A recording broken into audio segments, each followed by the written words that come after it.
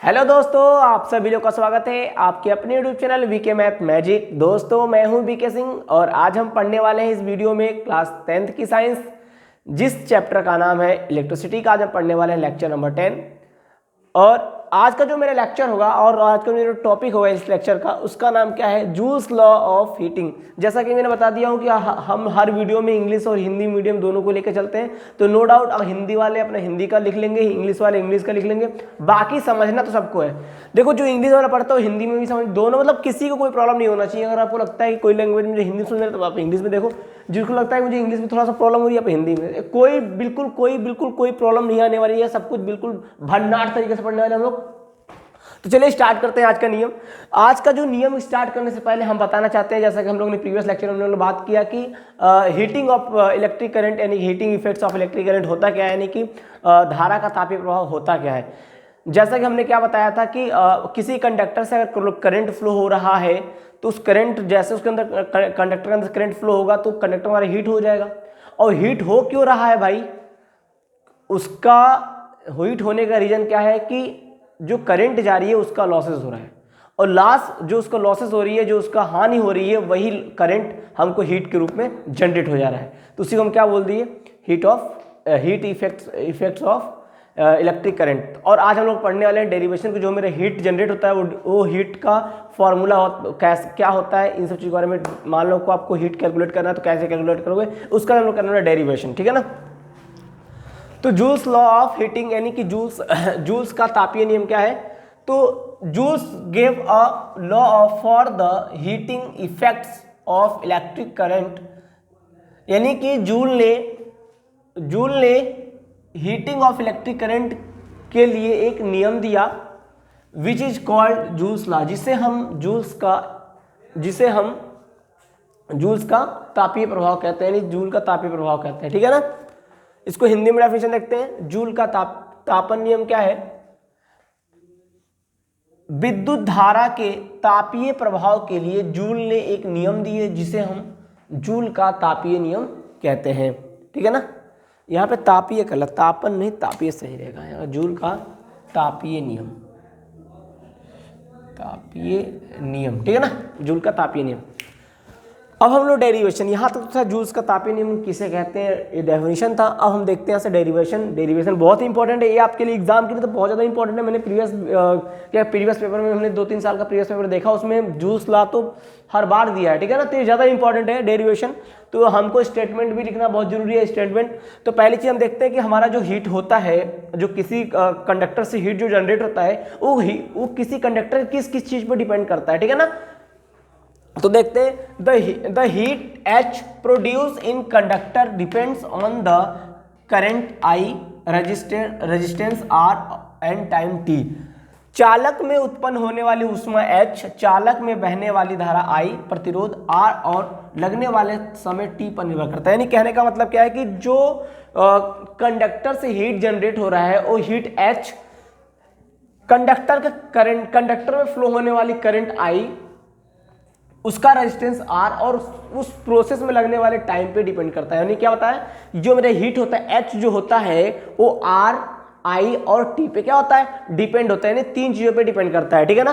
तो पहला हमारा क्या, हमने क्या लिखा, पहला the heat H produce in by a conductor is proportional to the square of the current I flowing in the conductor. यानी कहने का मतलब क्या है कि किसी कंडक्टर से फ्लो होने वाला जनरेट होने वाला, प्रोड्यूस होने वाला जो हीट होता है, वो उस सर्किट में या फिर उस कंडक्टर में फ्लो होने वाली करंट के स्क्वायर का प्रोपोर्शनल होता है, ठीक है ना। चालक में उत्पन्न होने वाली ऊष्मा H, चालक में बहने वाली धारा I के समानुपाती होता है, यानी H प्रोपोर्शनल I स्क्वायर, यानी H समानुपाती I स्क्वायर। यानी कहने का मतलब क्या है कि जैसे जैसे हमारा करंट बढ़ेगा, हमारा हीट भी क्या होगा, उतना ही ज़्यादा जनरेट होगा, उतना ही ज़्यादा हमारा करंट का लॉस होगा, और करंट का लॉस होने से क्या होगा, हीट जनरेट होगा, ठीक है ना। दूसरा क्या है, the heat H produced by a conductor is proportional to the resistance R of conductor, यानी कि जो हमारा हीट जनरेट हो रहा है, जो H की वैल्यू है वो कंडक्टर के रेजिस्टेंस पे भी डिपेंड करता है। तो चालक में उत्पन्न होने वाली ऊष्मा H चालक के प्रतिरोध R के समानुपाती होता है, यानी R H समानुपाती R। जैसे जैसे R की वैल्यू बढ़ेगी भाई H की वैल्यू भी बढ़ेगी, ठीक है ना।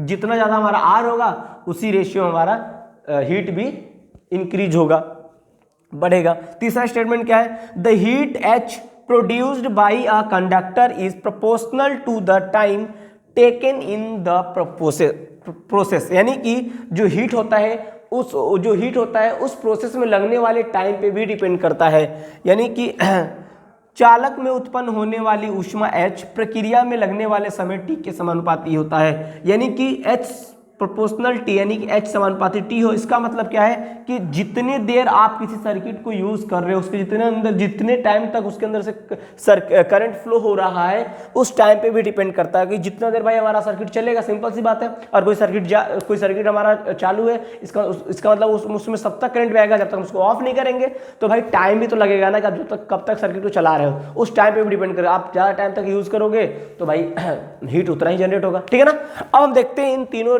इक्वेशंस को लेके चलेंगे और आगे डेरिवेट करते हैं इसके फार्मूले को। तो स्टेटमेंट बहुत जरूरी है, बहुत छोटा स्टेटमेंट है। आप इंग्लिश आपको लग रहा होगा कि बहुत ज़्यादा लेंथी है, बस कोई इशू नहीं है। जब आप लिखोगे ना, आप इंग्लिश वाले लिखोगे या फिर हिंदी वाला अपना लिखोगे तो क्या होगा कि आपको ऑटोमेटिकली लगेगा बहुत छोटा डेरिवेशन, और ये बहुत इंपॉर्टेंट है, ठीक है ना। By equation first and second, by equation, अब हम तीनों इक्वेशन को लेकर चलेंगे, by equation first second and third, यानी इक्वेशन 1 और 2 के द्वारा क्या हो जाएगा, समीकरण 1 और 2 से, समीकरण 1, 2 और 3 से क्या हो जाएगा, क्या आ जाएगा यहाँ से, H proportional I square R T हो जाएगा। यानी कि जो हमारा H है वो तीनों का प्रोपोर्शनल है। अब जैसे ही हमारा प्रोपोर्शनल हटेगा तो यहाँ पे कांस्टेंट वैल्यू क्या आ जाएगा, H is equal to K I square R T, where K is the constant